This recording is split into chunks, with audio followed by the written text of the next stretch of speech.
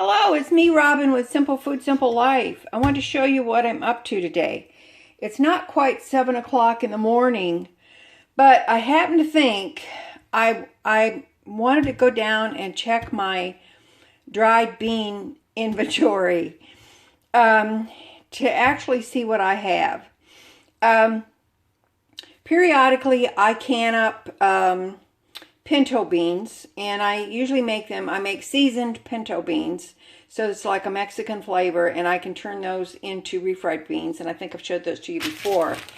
However, I want to go down and check. I have no pinto beans in my bucket, so I'm going to put that on my list. I'm going to be looking for that. And I have a couple of bags of navy beans, but I happened to see that I had one bag of Great Northern beans. So I'm going to can those today. Right now I'm getting ready to do soak on them.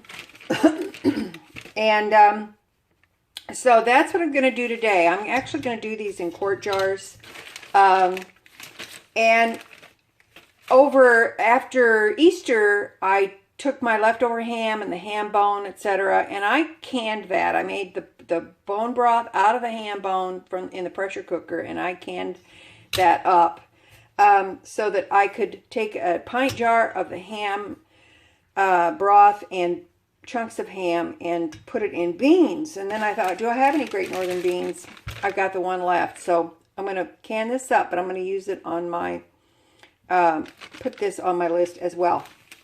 Now then, I really don't do canning videos. There's so many good YouTube channels out there that do canning videos. I mean, really good channels. And you can go to those, and they can honestly, they've been doing it for years. They can show you what to do. A lot of ways, I'm a bit of a rebel canner, so I hesitate to put that on in any of my videos because I don't want people to think that that's how it's supposed to be done. That's just me. Okay. All right. So I just wanted to show you that real quick today. That's what I'm up to.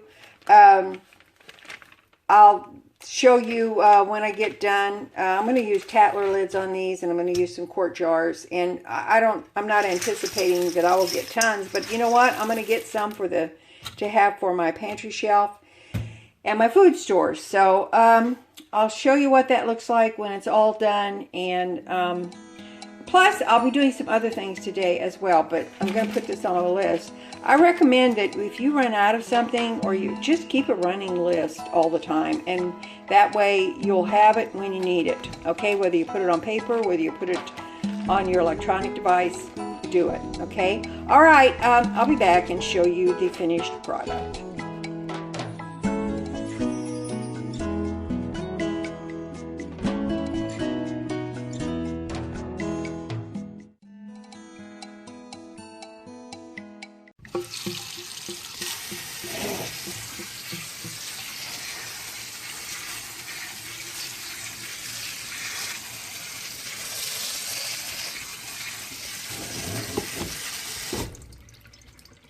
I just wanted to show you real quick what I picked up at Home Depot yesterday.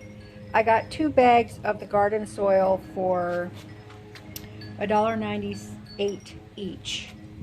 And these bags of the brown mulch, but there's different colors as well, those were $1.98 as well. So I picked up 2 of each.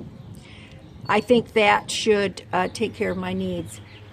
This is for my front built-in garden planter, and this is to start some seedlings as well as fill in the garden planter. Now, I'm not planting anything but food this year. I'm not doing, it's everything I can consume, herbs or vegetables, etc. So I did save my geraniums from last year, and I will be planting those in the front garden bed as well. Here are the geraniums I managed to keep alive over the winter. Honestly, once they got acclimated to being in the house, they bloomed all winter, and they're getting very, very large. The weather has not been good enough, the temperatures. at night, especially to plant them in the planter in the front of the house, but eventually they will be. In the meantime, they bloom, they drop their petals, I vacuum them up, but I'm thankful that I have them because that is money that I'm not going to spend on flowers, because I'm not spending money on flowers to plant. I do have some marigold seeds. I will put a few of those in the planter as well, but sometimes the marigolds can get large and they kind of take over. So I want to try to make room in the planter to plant some herbs. I do have seeds. And yes, I'm saying herbs. Marcy Stewart says herbs, so I do too. Okay, right here I've got some cucumber seedlings coming up. I put a seed in each one of these, and these are the only ones that have come up, which is weird, 6 out of 12. So I'm going to plunk some more seeds in here and see if they will come up. I don't know what they're doing. This happens to be a meat tray that I decided to use for drainage. Now, I think this would be a good one as well for just to plant your seeds in. I mean, use anything you have. Don't go out and buy stuff to plant your seeds. Honestly, that's money you really don't have to spend. Okie doke. One thing I wanted to show you as well is I bought a 3-pound bag of salted peanuts in the shell at my local Farm and Fleet store. I know that farm stores go by different names depending on your area, but this is Farm and Fleet is what I have here. And I did not, that was $5.49. I bought this for my food storage. I like to have some peanuts around. I can put them in Asian cooking. They're nice for a snack. And there's a lot of good protein in there. So I felt like this was an okay buy. And also, I haven't seen that many peanuts in the shell. I don't know. Do you have an issue with that? I also bought some flea and tick protection for my dog and cats. Now, there was hardly no cat. This was the last one they had for cats. This one, they had enough, plenty it seemed like for dogs, but it's that time of year. And these are $18.74 each. Okay? Put in the comments below and let me know, is this an issue for you as far as pet supplies or things for your pets? It is sometimes. I guess it just depends on if I hit the store at the right time. I don't know. But I usually go to the Farm and Fleet for my, flea stuff. So let me know in the comments, and not just with the flea protection. Are you having issues with pet food, cat food, dog food, food for any of your pets, chickens? And let me know, because I'm really curious about that. I know that this has gone up. So guess what? As is everything else. But put in the comments below and let me know. And also, are you partial to salted peanuts in the shell? I am.